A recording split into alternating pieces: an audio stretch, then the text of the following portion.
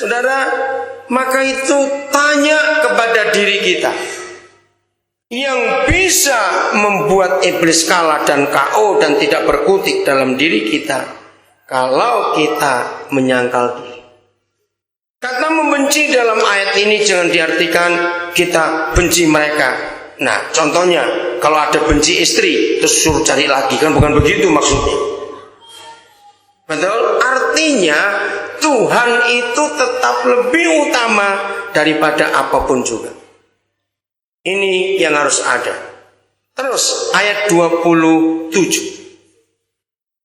Barang siapa tidak memikul salibnya.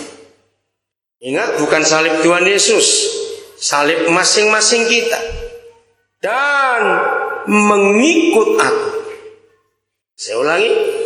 Barang siapa tidak memikul salibnya dan mengikut aku, dengan tegas dia berkata, maka ia tidak dapat menjadi, oh ini kurang satu. Kenapa di Alkitab saya kok tidak ada ini? Mengikut salibnya dan apa? Sebentar. Dan mengikut aku. Enggak ada kata menyangkal diri di sini. Ayat berapa itu sudah menyangkal diri? Oke, nanti kita lihat. Saya ulang ayat 27. Barang siapa tidak memikul salibnya dan mengikut aku, ia tidak dapat menjadi muridku. Saudara perhatikan, selalu diakhiri dua hal ini dengan kalimat yang sama. Ia tidak dapat menjadi muridku. Mari kita buka Yohanes pasal yang ke-12 ayat 26 untuk kita melihat barang siapa tidak memikul salibnya dan mengikut aku. Nah, kata mengikut aku, kita akan lihat. Kita buka Yohanes pasal 12 ayat yang ke-26. Lihat. Barang siapa melayani aku, ada 3 hal, saudara. 3 hal ini kita harus lakukan dalam hidup. 1. Saya ulangi ya. Barang siapa melayani aku, 1. Ayo baca sama-sama. 1, 2, 3. Ia harus mengikut aku. Nomor 2. Dan di mana aku berada, di situ pelayanku pun akan berada. Yang ketiga, barang siapa melayani aku, ia akan dihormati oleh Bapa. Saya ambil kalimat terakhir dulu. Saya ingin saudara cepat mengeluarkan dalam benak saudara apa kata lain dihormati oleh Bapa di surga. Disayangi, apalagi cepat. Apa kata lain dihormati oleh Bapa di surga? Dihargai, disayangi, terus diperhatikan, diberkati, disanjung. Ini hebat, disanjung. Apa? Pak Edi? Dibanggakan. Di apa? Disegani oleh orang lain. Betul.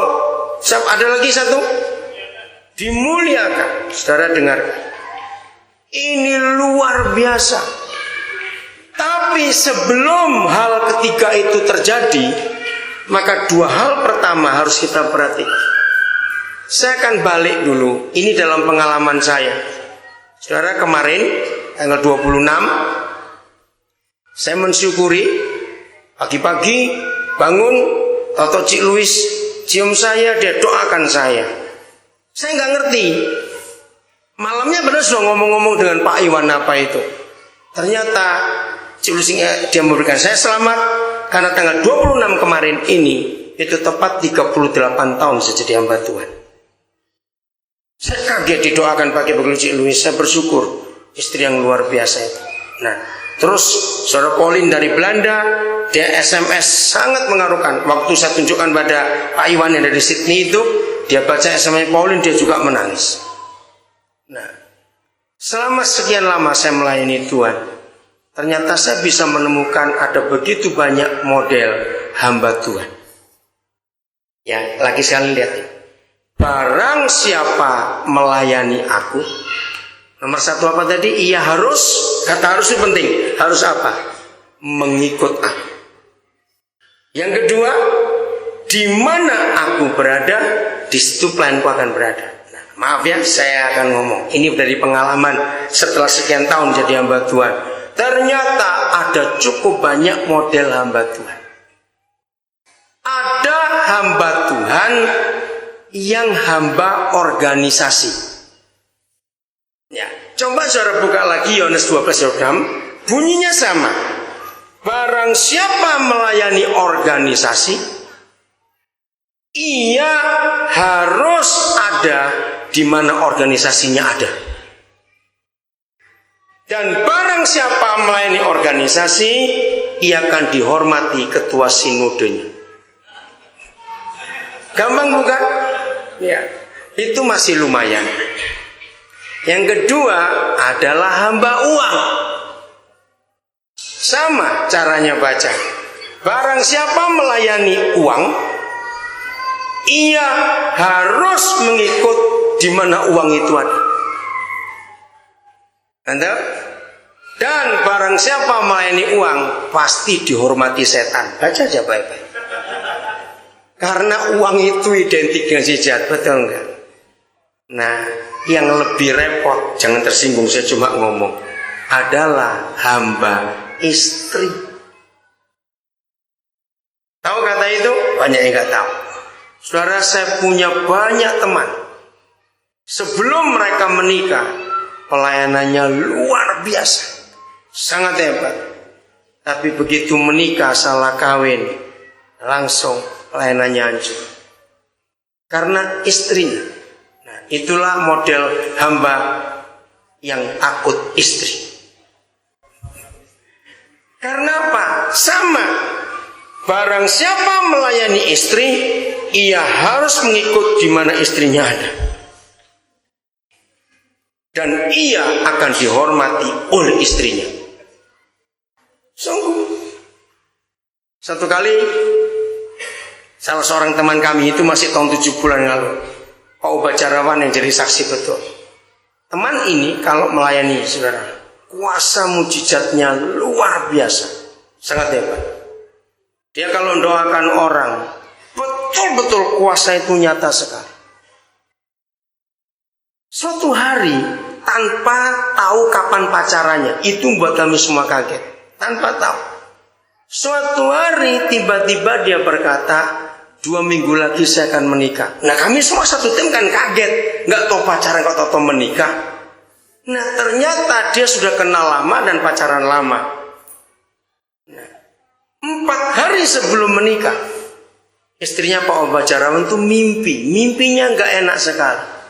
Mimpi, dalam mimpi itu dia melihat ada seorang perempuan nangkap burung, lalu dicabuti habis bulunya itu. Tapi burungnya hidup. Nah, dia cerita kepada kami satu tim, apa arti mimpi itu? Salah seorang di antara kami yang memang punya karunia, langsung dia tunjuk kepada yang mau menikah. Awas, bahwa istrimu itu bukan dari Tuhan. Mimpi ini untuk kamu. Kalau kamu ngotot nikah, ini kurang 4 hari, bayangkan. Kalau kamu ngotot nikah dengan dia, kamu akan habis bulu-bulu pelayananmu nanti. Saudara, betul yang dimimpikan itu. Hari ini dia menikah, besok langsung dia nggak pelayanan sampai hari ini. Mengerikan sekali. Satu hari saya ketemu dia, ternyata dia cuma jaga toko milik mertuanya. Dia tidak boleh kemana-mana oleh istrinya. Maka itu mari kita tanyakan pada diri kita, siapa yang kita ikuti? Betul? Siapa yang kita ikuti, maka dialah Tuhan kita. Betul nggak? Kalau kita balik ayat ini, barang siapa melayani aku, ia harus mengikut aku.